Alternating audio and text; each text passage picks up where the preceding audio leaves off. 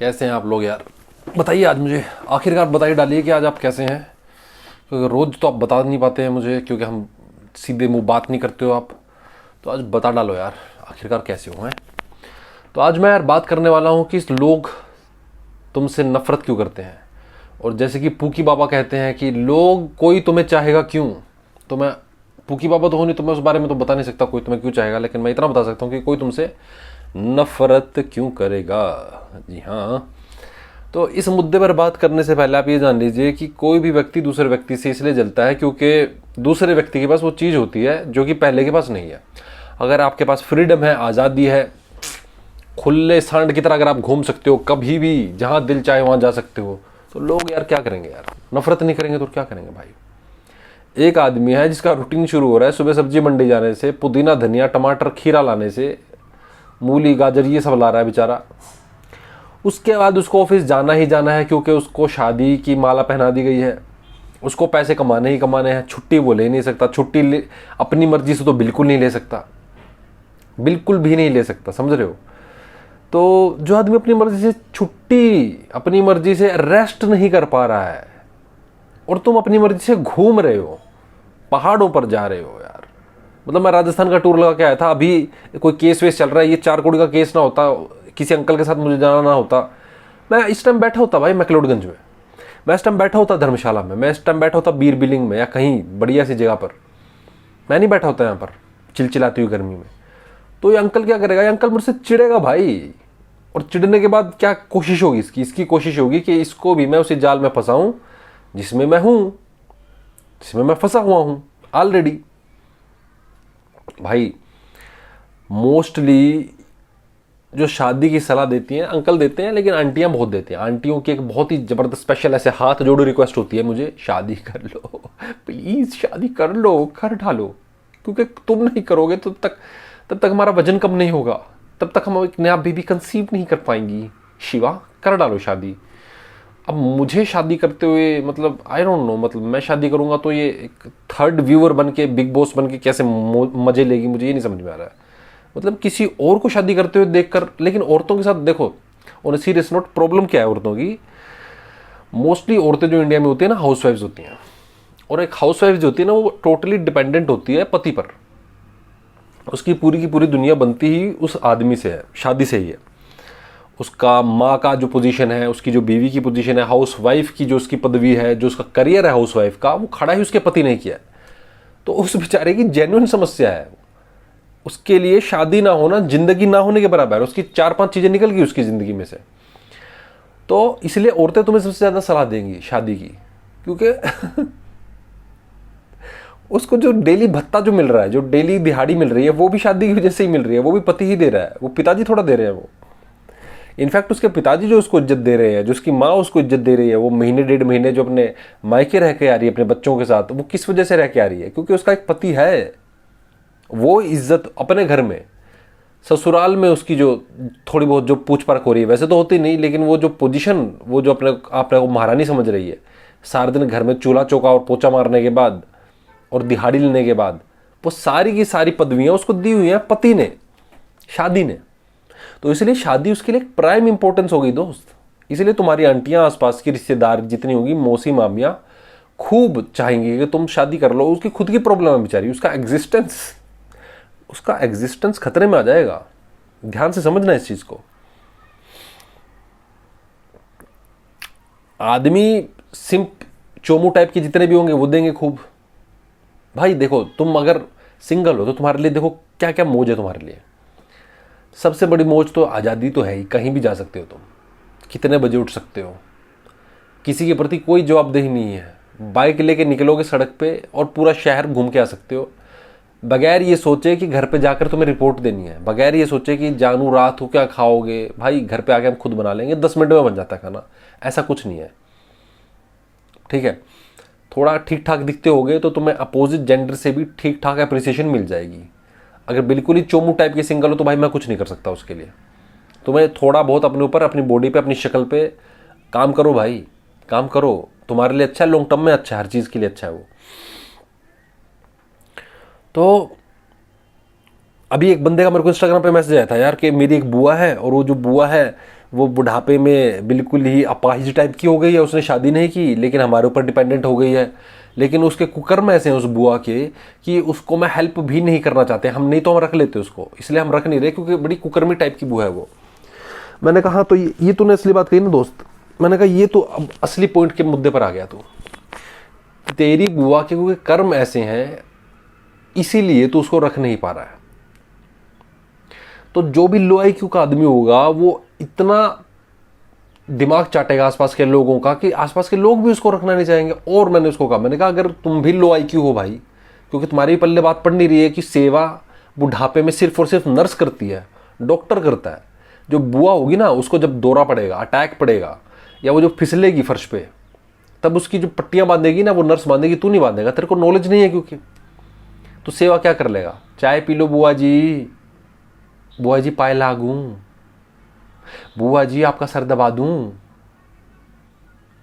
आपका गला दबा दूं, ताकि थोड़ी बहुत जायदाद आपकी मेरे नाम हो जाए, तेरे नाम नहीं मेरे नाम हो जाए बुआ जी। तो इस तरह की हरकतें तुम इसलिए कर रहे हो भाई क्योंकि तुम्हें पता ही नहीं है कि उसकी सेवा करनी कैसे है। तुम्हें न्यूट्रिशनल का कोई ज्ञान नहीं है, तुम न्यूट्रिशिस्ट नहीं हो। वो जिसको भी ज्ञान होगा वो सेवा करेगा, उसका शादी से कोई कनेक्शन नहीं है। तुम 70 साल के हो गए, किसी न्यूट्रिशनिस्ट को तुमने हायर किया, वो तुम्हें बताएगा, ये तुम्हारी बीवी बताएगी तुम्हें, ये पति बताएगा कि तुझे क्या खाना चाहिए और कैसे रहना चाहिए, हेल्दी लाइफस्टाइल। कोई फिटनेस कोच बताएगा ना, कोई योगा एक्सपर्ट, कोई जिम फ्रीक, कोई मार्शल आर्ट एक्सपर्ट, वो बताएगा ना। पति का क्या योगदान हो गया बुढ़ापे में सेवा से, मेरे को समझ नहीं आया। मतलब नौकर रख लो, थोड़ा बहुत पैसा कमा लो ठीक ठाक, नौकर के साथ रहो। जरूरी वो पूरा पूरा कॉन्ट्रैक्ट साइन करना है तुम्हें जिसमें तुम अलग होने की सोच भी नहीं सकते, क्योंकि एलिमनी और डाइवोर्स के बाद जो अलग केस जो चलेगा, जो 5-5, 10-10 साल, वो जो हॉरर है, वो जो केस का वो भुगतना अपने आप में एक बहुत बड़ा खतरा है यार। वो यहाँ तो इतनी गर्मी में कोर्ट के चक्कर लगाओगे तुम, सोचो एक बार। ये तो गर्म देश रहता है तो 10-11 महीने, अब तो दुनिया का सबसे गर्म देश है ये। इतने घटिया वेदर में अब तुम कोर्ट के और पुलिस कचहरी के चक्कर लगा रहे हो क्योंकि तुम 5 साल के बाद उससे बोर हो गए और तुम्हारी जिंदगी नरक बन गई और तुम्हें अलग होना है अब। भाई कम ऑन, किसी मैच्योर व्यक्ति के साथ रह लो। जब दिल करे तब साथ में घूमने जाओ, जब दिल करे साथ में ट्रैवलिंग पे जाओ, जब दिल करे साथ में मिलकर कुछ स्टार्टअप खड़ा करो, और जब दिल ना करे तो अलग हो जाओ, एज ए फ्रेंड रह लो साथ में। ये तो अभी बहुत ही नया नया सिस्टम है, शादी का कोई पुराना सिस्टम थोड़ा है ये। अगर तुम ह्यूमन इवोल्यूशन को देखोगे ना, बहुत ही लेटेस्ट इन्वेंशन है ये। कोई ऐसा नहीं है कोई बड़े 1,50,000 साल पहले हम करते आ रहे हैं शादियां, कुछ नहीं। और ये जो प्यार व्यार का कंसेप्ट है और जो सोलमेट का कंसेप्ट है, ये तो मतलब हीरा किसी को बनाना था ना, हीरा है सदा के लिए, डायमंड्स आर फॉरएवर, तो उसने बना दी शादी। हीरा पहना दो, वो वेडिंग रिंग पहना दो, तो सब लगे पड़े हैं वो हीरा खोदने में, कैसे अपनी प्रेमिका को वो हीरा दूंगा मैं। तो उन्होंने बना दी शादी। वो पंडित जी का घर चलना था, पंडित जी के जो 10 तरह के कार्य थे वो शादी से जुड़े हुए थे। फलाना कार्य यानी ढिमकाना कार्य, जो उनको मंत्र पढ़ने थे उससे जुड़े हुए थे, वहाँ प्रिस्ट से जुड़े हुए थे, वहाँ काजी से जुड़े हुए थे। हर धर्म में जितने भी पंडे हैं, जितने भी अल्लाह के डायरेक्ट जो आ रहे हैं ना, ऊपर सीधा ऊपर से रोशनी आ रही है, उन्होंने बनाई है शादी ये। क्योंकि जो प्रॉपर्टी में बंटवारा होता था तो बहुत हद तक पैसा पंडित जी की जेब में जाता था। जो लड़के होते थे ना, घर परिवार के लड़के लोंडे होते थे, जो आदमी जो होते थे, जो पैट्रियार्क होते थे, वो पकड़ते थे पंडित को, वो पकड़ते थे पादरी को, कहते थे करवाओ जरा अब ये इसकी इससे शादी करवा दो लड़की की, ताकि निकल जाए, बाहर भगाओ इसको। सबको, सारी लड़कियों को बाहर भगाया हो शादियों में, और सारी लड़कियों को घर में लेके आए हैं। हर धर्म में, हर धर्म में फायदा उसमें, क्योंकि हमारा है भाई। men are the owners of property, हमारा फायदा है। क्योंकि पंडित जी हमारा साथ देंगे, तुम्हारा साथ देंगे। लड़कियों तुम क्यों मूर्ख बनती हो? मैं तो तुमसे पूछना चाहता हूं, तुम क्यों मूर्ख बन रही हो भाई? किसी और के घर में जाकर किसी और के बच्चे पैदा करना, किसी और का सरनेम लगा लेना, अपने बाप का दिया हुआ नाम भी तक भी तुम्हें पसंद नहीं आता, वो भी हटा देती हो। तुम क्यों मूर्ख बनती हो? तुम्हें किसकी कमी है? तो इस वीडियो को थोड़ा ध्यान से समझना, ये समझने वाली लायक बातें हैं, क्योंकि इसमें सारी की सारी बहुत सारी मूर्खताएं तो हम सिर्फ इसलिए कर लेते हैं क्योंकि हम उस सिस्टम के अंदर पैदा हो गए। सिर्फ उस सिस्टम के अंदर पैदा हो गए और कोई कारण नहीं है उस मूर्खता को जारी रखने का। आदमी का तो चौतरफा फायदा है इसमें, चौतरफा फायदा है। कितने ही शमशान घाट में तो औरतें अलाउड ही नहीं है। प्रॉपर्टी की बात होनी है, अभी मरा है बूढ़ा, नाना मरा है, दादा मरा है, अभी प्रॉपर्टी की बातचीत शुरू होगी, भगाओ भगाओ भगाओ इसको। मैंने देखा है मोसा समोसा को बोलते हुए। लड़कियां तो ठहरती नहीं जी, मौत के बाद ठहरती नहीं लड़कियां, तो क्यों नहीं ठहरती भाई? जब रो रहे होंगे घर परिवार वाले, भाई बहन बंधु माँ बाप रो रहे होंगे, कौन संभालता है उनको? औरतें संभालती हैं, लड़के थोड़ा रोते हैं साथ में, लड़कियां रोती हैं। लड़कियों को पता होता है आंसू क्या होता है, लेकिन उसको लात मार देते हैं, निकाल देते हैं। लड़कियां नहीं ठहरती जी, आत्मा चढ़ जाती है इन पे तो भूत चढ़ जाता है। इनको तो शमशान तक भी मत जाने दो, इनको तो घर में भी मत टिकने दो, इन पे तो भूत चढ़ जाता है जी। वो पंडित ने कान भर रखे हैं इसके, इसको पता भी नहीं, क्योंकि पंडित अभी बंटवारा करवाएगा प्रॉपर्टी का, वो हवन भी करवाता है। जब वो पहली ईंट रखते हो तो गृह प्रवेश पूजा भी पंडित करवाता है। तो सारा कुछ पंडित ने, देख रहे हो कैसे बांध रखा है अपने साथ। मरने का काम भी पंडित करवा रहा है, A to Z पूरी की पूरी लपेट दिया पूरे समाज को। एक एक रिचुअल उसका पकड़ रखा है एक पंडित ने। तो पैट्रियार्की को बनाने में ब्राह्मणिज्म का जितना हाथ है उतना तो शायद किसी और चीज का होगा ही नहीं। फायदा ही उसी का है, क्योंकि फायदा ही उसी का, उसकी फीस बंधी हुई है ना। एक केस को बड़ा करने में, बढ़ाने में, साल दर साल लटकाने में किसका फायदा है? वकील का। वकील तब केस क्यों खत्म करेगा भाई तुम्हारा? देखते नहीं हो कितने सारे वकील बैठे रहते हैं पत्ते खेलते हुए, गोलगप्पे खाते हुए, क्यों नहीं केस के ऊपर बात कर रहे होते, क्यों नहीं डॉक्यूमेंट्स, कुछ नहीं, लटकाते रहो लटकाते रहो। अभी देखी होगी तुमने एक आदिवासी की अपनी पत्नी को कैसे ढोकर, अपनी बहन को ढोकर कैसे बैंक लेकर जा रहा था वो, क्योंकि बैंक ने मना कर दिया था उसका डेथ सर्टिफिकेट अप्रूव करने से, मानने से मना कर दिया था कि वो मर गई है, और उसको पैसे रिलीज नहीं कर रहा था। ये तो हालत है तुम्हारे इस देश की। ये हालत है तुम्हारे इस देश की। तुम्हें शादी करके फिर बच्चे करने हैं ऐसे देश में, जहां कब्र खोद खोद कर मुर्दे को उठाकर जिंदा साबित किया जा रहा है कि ये देख लो, जहां कब्र खोद कर प्रूफ निकाले जा रहे हैं। इस देश में क्यों ला रहे हो भाई बच्चे? तुम सोचो, थोड़ा सोचो, थोड़ा सोचो। दुनिया का सबसे गर्म देश है ये। पोल्यूटेड तो तुम्हें पता ही होगा, आई होप पता होगा, दुनिया का सबसे पोल्यूटेड देश भी है ये। अडल्ट्रेशन के मामले में भी दुनिया में सबसे टॉप पर हैं हम। सबसे बड़ी बड़ी company Vita, Verka, mother dairy record बनाती हैं हर महीने अडल्ट्रेटेड दूध, दही, लस्सी के मामले में। कोलीफॉर्म टॉयलेट, मलमूत्र, ये सब मिला होता है हमारे दूध में, लस्सियों में। हमारा राजा फुटबॉल खेल रहा होता है, पास में ही मणिपुर जल रहा होता है, वहाँ उसको झांकने की भी फुर्सत नहीं कि झांक भी लूँ, नहीं, वो गोल करते हुए अपनी पूरी रील बनवाना चाहता है, गोल करते हुए। जबकि पता है उसको कि देश में 4 स्टेडियम नहीं है ढंग के फुटबॉल के, 4 स्टेडियम नहीं है। इकलौता डेवलपिंग कंट्री है जहाँ फुटबॉल खेली ही नहीं जाती। इकलौता कंट्री है जहाँ पर फुटबॉल ओलंपिक में काउंट ही नहीं होती, सिलेक्शन ही नहीं होती। इकलौता डेवलपिंग कंट्री है।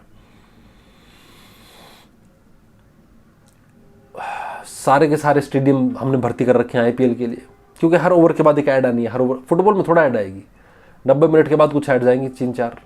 या देखो, देश का टायर, देश का सीमेंट, देश का पेंट, देश का पानी, सब बेचा जा रहा है। तो देश ऑलरेडी बहुत ही अडल्ट्रेटेड, बहुत ही मरी हुई मृत देश है ये मृत्युशैया पर पड़ा हुआ देश है। तुम्हें इस देश में बच्चे पैदा करने हैं भाई? शादी से दूर रहो और बच्चों से तो बिल्कुल दूर रहो। शादी मतलब देख रहे हो ना तुम, मतलब चौतरफा हमला है हर तरफ से तुम्हारी इंडिविजुअलिटी पर। प्रेम में है तो देख लो, साथ में रहना है तो, अदरवाइज तो ये तो ड्यूटी बन गई ना, ये तो जिम्मेवारी बन गई ना। शादी तो तुम्हारे कंधे पर एक और एड ऑन जिम्मेवारी है। जैसे कि तुम्हें मैनेजर बना दिया गया उस फील्ड का जिसमें तुम्हारा इंटरेस्ट भी नहीं है, जिस चीज के लिए बनाया गया था उसका चार्म भी तुम्हारे मन से 2 महीने में उतर गया। अब बड़े नो मैनेजर, अब उतार भी नहीं सकते उस तमगे को, ये तो चिपक गया कंधे से। जब तक जियोगे तब तक चिपका रहेगा। तो क्या ये प्रमोशन लेना समझदारी हुई? नहीं हुई ना। 4 घंटे एक्स्ट्रा बैठना पड़ेगा, क्या समझदारी है ये? अब 2 बच्चे भी आपको करने पड़ेंगे, क्योंकि समाज कह रहा है, घर परिवार पूरा रहता है। फिर उनकी एड ऑन इंटीग्रेटेड जिम्मेवारी चल रही है तुम्हारी, इंटीग्रेटेड। अब उस बच्चे के साथ क्या करोगे? अब उस बच्चे के साथ भी तुम वही सब करोगे जो तुम्हारे साथ हुआ। क्या करोगे? पढ़ाओ, अच्छी शिक्षा दो। अच्छी शिक्षा क्या है तुम्हारी? अच्छी शिक्षा ये है सर, 400 साल पहले क्या हुआ था, कौन सी नदी कहाँ बह रही है, इंटीग्रेशन कैसे होता है, साइन थीटा कोस थीटा कहाँ लगता है, जिसका तुम्हारी ज़िंदगी में ज़ीरो यूज़ हुआ। अगले 18, 22, 24 साल तक बच्चे के दिमाग में डालते रहो, उसको टॉर्चर करते रहो। अभी देखा ना एक वकील प्रयागराज का जिसने सुसाइड कर लिया, SUICID करा, लेकिन उसके बाप को उसने कहा कि इसको हाथ भी मत लगाने देना। तो तुम्हारे माँ बाप इस प्रकार के हैं, ये देसी पेरेंट्स। 6 साल के बच्चे ने आम रस पी लिया फ्रिज से तो उसको बोलते हैं तुझे नंगा करके बाहर घुमाऊंगा, तुझे निवस्त्र करके घुमाऊंगा। जब वो 18 साल का हो जाता है, 9वीं 10वीं का हो जाता है, तब भी उसको ये धमकी देती है कि तेरा परसेंटेज कम आ गए, कंप्यूटर साइंस नहीं ली तो तुझे निवस्त्र करके बाहर घुमाऊंगा। अंत में वो बच्चा ये करता है, अंत में वो बच्चा ये जीवन का कपड़ा ही उतार देता है, जीवन का वस्त्र ही त्याग देता है, कहता है कि यही छोड़ दिया मैंने, लो पसंद ही नहीं मुझे तो जीवन, तुम्हारी टोका टाकी पसंद ही नहीं। एंड में बच्चे ये कर रहे हैं। इस ऐसी मूर्खता के साथ हो सकता है तुम्हारा दिमाग भी वैसा ही हो। अपने बच्चे को बनाना हो तुम्हें टॉपर, तुम्हें बनाना है ना, उस बच्चे को थोड़ा बनना है। उस बच्चे ने साइन थोड़ा किया था तुम्हारे साथ कॉन्ट्रैक्ट कि मुझे ये बनना है और मुझे IAS बनना है और मुझे तुम्हारी संभावनाएं, तुम्हारे सपने पूरे करने हैं। मुझे भड़वो, तुम्हारी उम्मीदों को पूरा करने के लिए तुम बच्चे पैदा कर रहे हो। कितने स्वार्थी और कितने हरामखोर टाइप के लोग नहीं हो तुम। असल भी तुम्हारा, ब्याज भी तुम्हारा, उसकी शादी भी फिर तुम डिसाइड कर देते हो, उसके बच्चे भी फिर तुम डिसाइड कर देते हो। अरे अरे मूर्खों, अरे गधों, देख तो लो किस में डाल रहे हो बच्चे को, किस मारकाट में डाल रहे हो। इस देश में बच्चे पैदा करने हैं तुम्हें? बाहर जाके तो चलो मेरे को फिर भी तुम्हारी चुल समझ में आती है, चलो एक कर लो। इस देश में एक भी करना है तुम्हें? एक भी? पानी में यूरेनियम मिला हुआ है तुम्हारे, यूरेनियम। तुम्हारे जीन्स, तुम्हारे DNA अल्टर हो चुका है, तुम्हारा स्पर्म काउंट 40% तक गिर चुका है इस पोल्यूशन के अंदर और इस घटिया पानी को और इस घटिया खाने को खाने से। मत करो भाई, मत करो शादियां। कोई इतनी बड़ी दुर्घटना नहीं हो जाएगी, बहुत मजे से और बड़ी मौत से काटोगे अपनी जिंदगी। ऑप्शंस तलाशो, बहुत बेहतर ऑप्शंस तलाशो, अपने आप को, अपने दिल की सुनो और देखो क्या कर सकते हो आगे। मत करो बच्चे, मत करो जुल्म उन पे, मत करो। घर पे अगर तुम्हें हंसी बस खुशी का माहौल चाहिए तो भाई बहुत कुछ है। बैडमिंटन खेलने जाओ घर वालों के साथ, दोस्तों के साथ दोस्त बनाओ, कैरम बोर्ड खेलने जाओ, लूडो खेल लो, छुपम छुपाई खेलो, फुटबॉल खेलो, खेलो क्रिकेट भाई, गोल्फ खेलो, स्विमिंग करने जाओ। बच्चे के साथ क्या उसकी टट्टी धोकर तुम्हें कौन सा तुम्हें ऑर्गेज़म आ रहा है भाई? हा? वो तो एक बार निकाल दिया खट से। अब अगले 24 साल तक इंडिया में तो 30 साल, 35 साल, 40 साल, पता नहीं कब तक झेलो। अब झेलो और उसको सब कुछ वो झिलवाओ जो तुम अब तक झेलते आ रहे हो। अब ऐसे कोई स्वर्ग में तो तुम बैठे नहीं हो, तुम्हें भी पता है, मुझे भी पता है। तो क्यों ये मूर्खता, बच्चा पैदा करने की मूर्खता क्यों दोस्त? भारत तो एक शराब के समान है। मुझे बड़ा दुख हो रहा है बात करते हुए, मैं हर वीडियो में वंदे मातरम बोलता हूं, लेकिन एक्चुअल में शराब के समान है। पूरा शहर पटा हुआ है ये पंचकूला, चंडीगढ़, बीजेपी की पोस्टर से, कमलों से, उनके सोकल तिरंगे से, और लोग पागलों की तरह नारे लगाते हुए घूम रहे हैं। और झुग्गी झोपड़ी में यहाँ पर सामने जाता हूँ तो देखता हूँ सड़क नहीं बनी हुई, कचरे के ढेर लगे हुए हैं, शमशान के पास कचरे के ढेर, पूरी सड़क टूटी हुई है। तो ये पागल, यहाँ पर पागल खाने खुलने चाहिए, मंदिर मस्जिद को छोड़ के पागल खाने खुलने चाहिए। ये लोग जो 4 बच्चे पैदा कर दिए जिसने, और जो अभी रेडी लगाने जाएगा इस चिलचिलाती हुई गर्मी में, क्योंकि उसको 4 बच्चे पैदा करने हैं, फिर वो 4 बच्चों से अभी फिर और 4 बच्चे और 4 बच्चे करवाएगा और इसी चिलचिलाती हुई धूप में उनसे भी रेडियां लगवाएगा। इन कामों में अपना आप उलझाए रखेगा पूरी जिंदगी, 60 साल इसी काम में। बच्चे पालने हैं, मुझे तो बच्चे पालने हैं, मुझे तो जिम्मेवारी है मेरी, तो मुझे तो बच्चा पाल के बड़ा करना है, मुझे तो उसे ये बनाना है। अरे भाई तू बन जा, उसको क्या बनाना, तू बन जा। तेरे बनने में दिक्कत है कुछ? तू तो रेड़ा लगा रहा है उसको। बच्चों को ये करना है, बच्चा पालना है, मेहनत करनी है, लगे पड़े अपने 5-5 रुपए के पीछे अपनी ऐसी तैसी कराने में, 2-2 रुपए के पीछे अपनी ऐसी तैसी कराने में। खुद ही पैदा कर देंगे, फिर खुद ही जिम्मेवारी बोल देंगे उसको, फिर खुद ही उस जिम्मेवारी से और जिम्मेवारियां पैदा करवाएंगे और ये क्रम चलता रहेगा इनका। ये पागलों की एक, देख रहे हो ना तुम, एक पूरा का पूरा जो सिम्टम्स हैं, these are the symptoms of madness. Bringing a child into a world is a symptom of madness. You should actually consult a psychiatrist.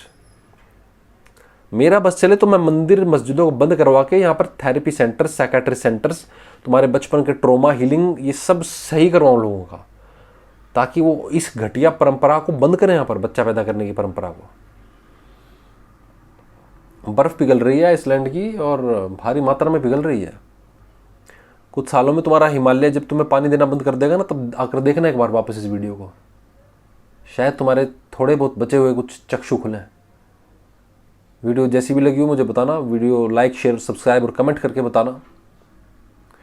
बहुत ही जल्द मिलेंगे हम फिर से अगली वीडियो में। धन्यवाद और वंदे मातरम।